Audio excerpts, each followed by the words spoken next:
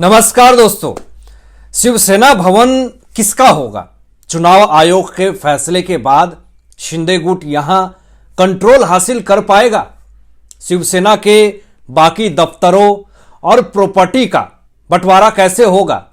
किसे क्या मिलेगा? यह सवाल अब सुप्रीम कोर्ट की सुनवाई के बाद ही तय हो पाएगा। लेकिन बताएं आपको कि शिवसेना के पास अभी 191 करोड़ की चल अचल संपत्ति है। दादर के शिवसेना भवन पर भी उद्धव गुट का कब्जा है। लेकिन शिंदे की शिवसेना का कब्जा कहां कहां होगा, यह सवाल फिलहाल बना हुआ है।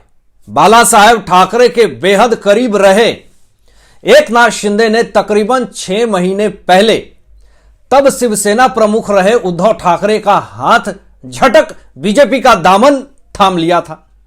वे फिलहाल महाराष्ट्र के मुख्यमंत्री हैं, यह सब आपको भी पता है। लेकिन बताएं आपको कि चुनाव आयोग के फैसले के बाद अब चर्चा यह है कि शिवसेना भवन समेत राज्य भर में मौजूद पार्टी दफ्तरों पर किसका कब्जा होगा।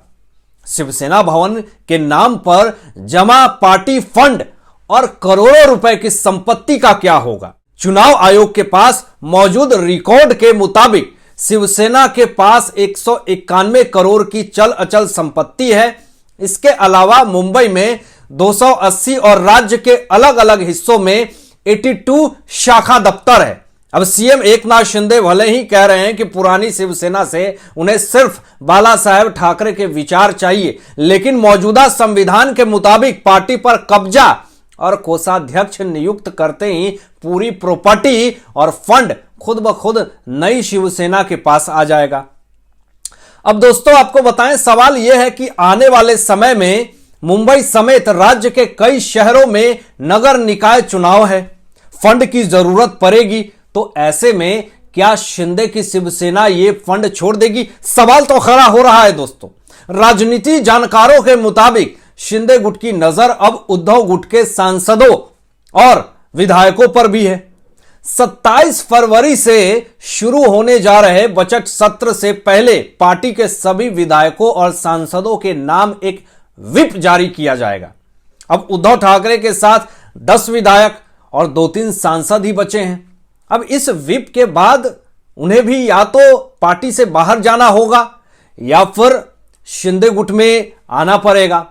अब शिंदे कह रहे हैं कि उन्हें पार्टी की प्रॉपर्टी और फंड नहीं चाहिए, लेकिन उद्धव ठाकरे की तरफ से सुप्रीम कोर्ट में पेश एडवोकेट कपिल सिब्बल ने बताया था कि शिवसेना ऑफिस पर कब्जा किया जा चुका है।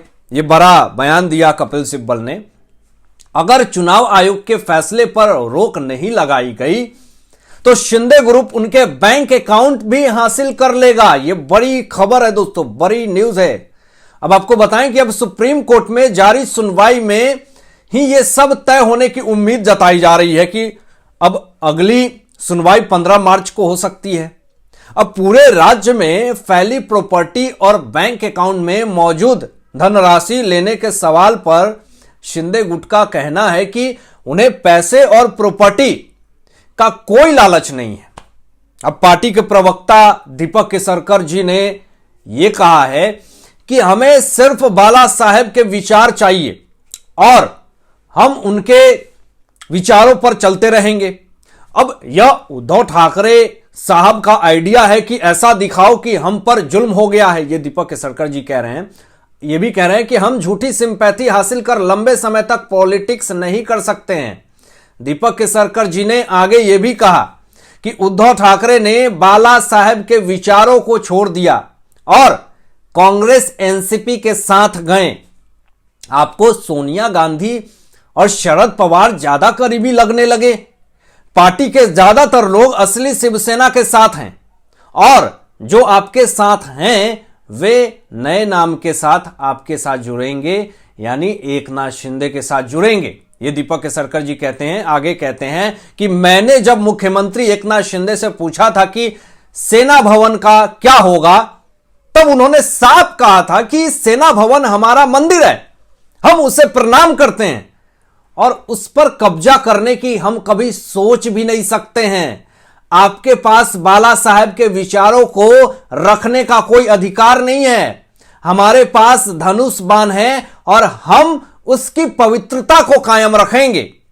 फंड से जुड़े सवालों पर दीपक केसरकर जी ने कहा कि पार्टी के पास तकरीबन 150 करोड़ रुपए का फंड है, उससे हमें कुछ भी लेना देना नहीं है। सिंपैथी लेने के लिए सिर्फ उद्धव ठाकरे ये बात कह रहे हैं कि हमारी शिवसेना भवन को हड़प ले जाएंगे।